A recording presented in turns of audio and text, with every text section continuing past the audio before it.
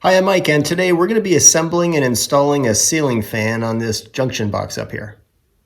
Hey, if this is your first time here, don't forget to hit the subscribe button below so you don't miss anything. So here's my new ceiling fan, and yes, I read the directions, even though I've done it 1,000 times, because these things have tiny little nuances that need to be adhered to.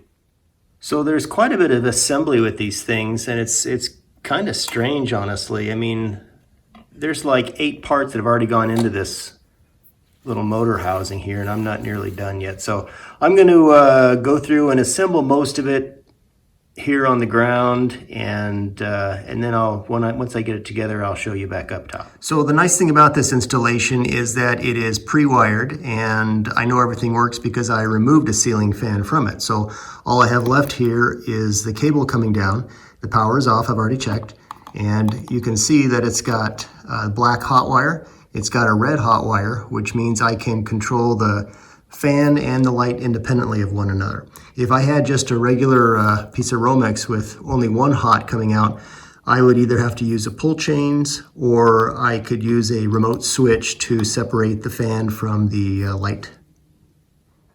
I've got the ceiling fan body pretty much put together, and so now I'm going to install the bracket to the ceiling, which the ceiling fan hangs from. And so you can see there's a hole here. There's some sharp edges. I'd probably put a grommet in there if I were to run the wires through it, but my wires are on the outside, so I'm going to keep them there and install the bracket in this position. It's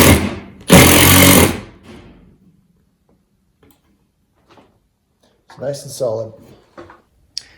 With the bracket on the ceiling, the next thing to do is to hang the actual motor unit, and there's one really crucial part here. This ball mates up with the bracket. You can see it's a nice oval shape, but the important thing is this little groove right here. This tooth mates up with a tooth in the bracket so that when this thing spins, this stays still and the blades turn, not the motor. And so you'll hear it engage with a click, and then you'll be able to turn it and nothing will, or you'll try to turn it and nothing will happen. Ladder with the ceiling fan motor. So they give you like 6 feet of wiring. I've already cut it off to about 1.5 feet just so I don't trip on it and tangle it up. But basically we're just going to set this ball in the bracket, and I'm going to turn this until the tooth mates up with that slot. There it is, right there. So you can turn this and it won't move, and that's what we want. So now we're going to make the electrical connections and then get the blades on. So I'm going to make my wiring connections black to black, green to green, or bare if it were, and white to white. So interesting thing about this fan, apparently it's a fairly fancy fan in that I don't need to have separate red and black hot wires. There is a remote control that operates all that, and it's built into this. So I'm not going to be using my red wire. Instead, I'm going to be using the remote switch that it comes with. So I am just putting on these wire nuts, tightening snugly.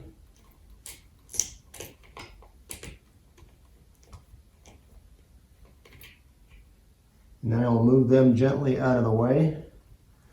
I've got copper and 2 grounds. One ground is coming off of the bracket, the ceiling bracket, and the other one comes off of the motor. So I'm going to bunch those together, twist on a wire nut, and move it out of the way.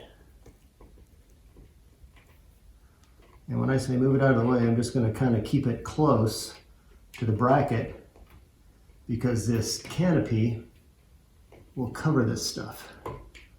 Canopy just goes over all this and tightens up. All right, time to cover up the wires with this canopy. I'm going to tighten this in with a little stubby screwdriver.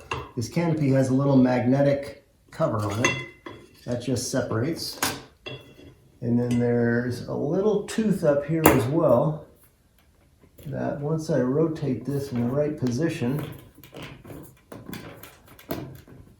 will catch.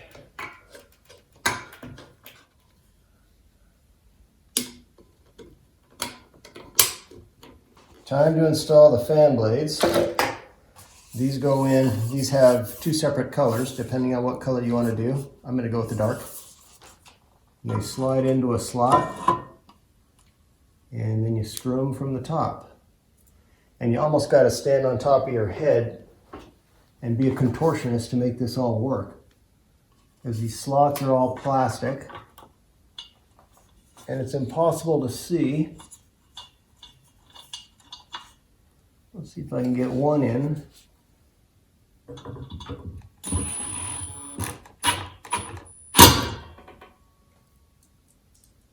Got 3 screws on each blade. So this is going to take a little bit. All right, and all the blades are on finally. Next step is to attach the light kit. And you can see that, well, I don't know if you can see or not, but it's the same thing, black to black, white to white.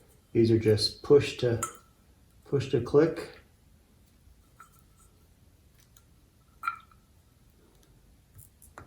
There's one. There's 2. And then you got to find these tiny, tiny little screws up here.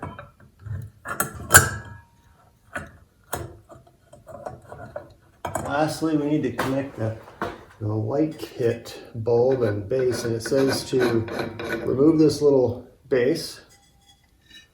Now I'm sure yours is going to be different, so that's why I said read the instructions. There's a lot of differences here, but the main idea is the same. That fixture glass goes up and then this goes back on to hold it in place. Oh, there's a little rubber gasket there too. Okay, that's tight enough. Then we'll put a bulb in. It's one of those weird old-fashioned bulbs that looks kind of cool when it's on. Okay, so I've got this handy remote in my hand. Let's see if everything worked out okay. Okay, we got light. Let's try the old fan. That's kind of weird. Maybe I had to go up on the speed. There we go. Okay, cool. Well, I hope this video helped you. If you have any questions or comments, leave them in the comment section below. Don't forget to hit the subscribe button, and we'll see you next time.